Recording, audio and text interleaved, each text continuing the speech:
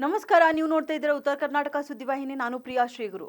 ಅಮಿತ್ ಶಾ ಅವರು ರಾಜ್ಯಸಭೆಯಲ್ಲಿ ಅಂಬೇಡ್ಕರ್ ಅಂಬೇಡ್ಕರ್ ಅಂಬೇಡ್ಕರ್ ಅಂಬೇಡ್ಕರ್ ಹೆಸರನ್ನು ಉಚ್ಚರಿಸುವುದು ಈಗ ಫ್ಯಾಷನ್ ಆಗಿದೆ. ಅಂಬೇಡ್ಕರ್ ಹೆಸರನ್ನು ಉಚ್ಚರಿಸುವ ಬದಲು ದೇವರ ಹೆಸರನ್ನು ಉಚ್ಚರಿಸಿದರೆ 7 ಜನ್ಮಗಳವರೆಗೂ ಸ್ವರ್ಗವನ್ನು ಪಡೆಯಬಹುದು ಎಂದು ಹೇಳಿರುವ ಹೇಳಿಕೆಯನ್ನು ಖಂಡಿಸಿ ಭೀಮ್ ಆರ್ಮಿ ಬೀದರ್ ಜಿಲ್ಲಾ ಘಟಕದ ವತಿಯಿಂದ ಬೀದರ್ ನಗರದಲ್ಲಿ ಪ್ರತಿಭಟನೆಯನ್ನ ಹಮ್ಮಿಕೊಳ್ಳಲಾಯಿತು.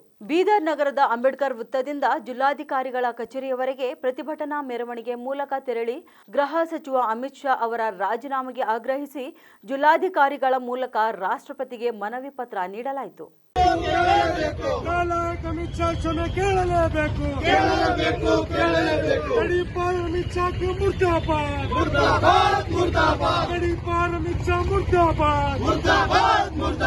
बीजेपी गवर्नमेंट शर्म करो, शर्म करो, शर्म करो, शर्म नहीं तो डूब मरो, डूब मरो, डूब मरो।